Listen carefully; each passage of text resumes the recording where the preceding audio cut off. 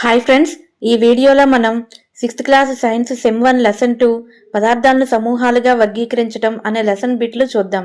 మనం already lesson 1 బిట్లు చేసాం. ఆ వీడియో చూడకపోతే ఆ లింక్ ఇక్కడ డిస్క్రిప్షన్లో ఇస్తాను, అది కూడా చూడండి. ఇప్పుడు మొదటి ప్రశ్న చూద్దాం.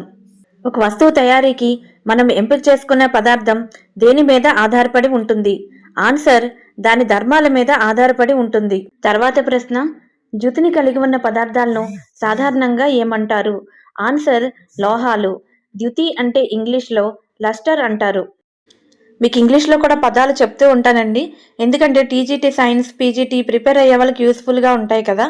అలాగే మనం పూర్తిగా లెసన్ 1 బిట్లు ఇంగ్లీష్లో చేసాం. ఆ లింక్ కూడా ఇక్కడ ఇస్తాను, మీకు యూజ్ అనిపిస్తే తప్పకుండా చూడండి. నెక్స్ట్ క్వశ్చన్, లోహాలకి ఉదాహరణ? ఆన్సర్ రాగి, అల్యూమినియం, ఇనుము, బంగారం. రాగి అంటే ఇంగ్లీష్లో కాపర్. తర్వాత ప్రశ్న, ఏ పదార్థాలను సులువుగా గీకగలమో లేదా సంపీడనము అంటే కంప్రెషన్ చెందించగలమో వాటిని ఏమంటారు? ఆన్సర్ మెత్తని పదార్థాలు.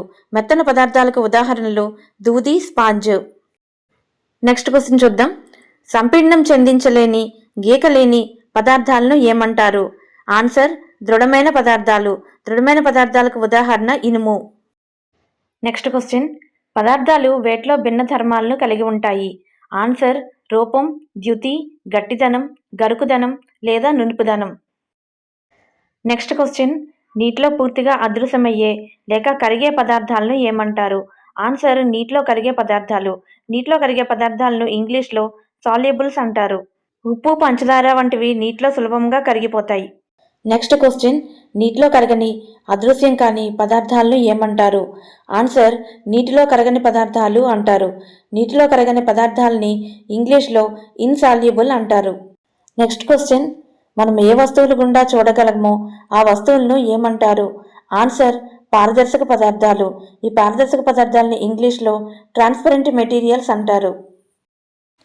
నెక్స్ట్ క్వశ్చన్, మనం ఏ పదార్థాలు గుండా చూడలేమో వాటిని ఏమంటారు? ఆన్సర్ అపారదర్శక పదార్థాలు అంటారు. ఇంగ్లీష్లో ఓపెక్ అంటారు. ఉదాహరణలు చెక్క, అట్ట, లోహాలు. నెక్స్ట్ క్వశ్చన్, మనం ఏ పదార్థాల గుండా వస్తువులను స్పష్టంగా చూడలేమో వాటిని ఏమంటారు? ఆన్సర్ పాక్షిక పారదర్శకాలు. వాటిని ఇంగ్లీష్లో ట్రాన్స్లూసెంట్ అంటాము. దీనికి ఉదాహరణ నూనె కాగితం, ఆయిల్ పేపర్. ఇక్కడితో ఈ లెసన్లో బిట్లు పూర్తయిపోయాయి. నెక్స్ట్ వీడియోలో మనం 3వ లెసన్ బిట్లను చూద్దాం. మీకు ఈ వీడియో యూస్ఫుల్గా అనిపిస్తే లైక్, షేర్, సబ్స్క్రైబ్ చేసి మీ ఫ్రెండ్స్తో తప్పకుండా షేర్ చేసుకోండి.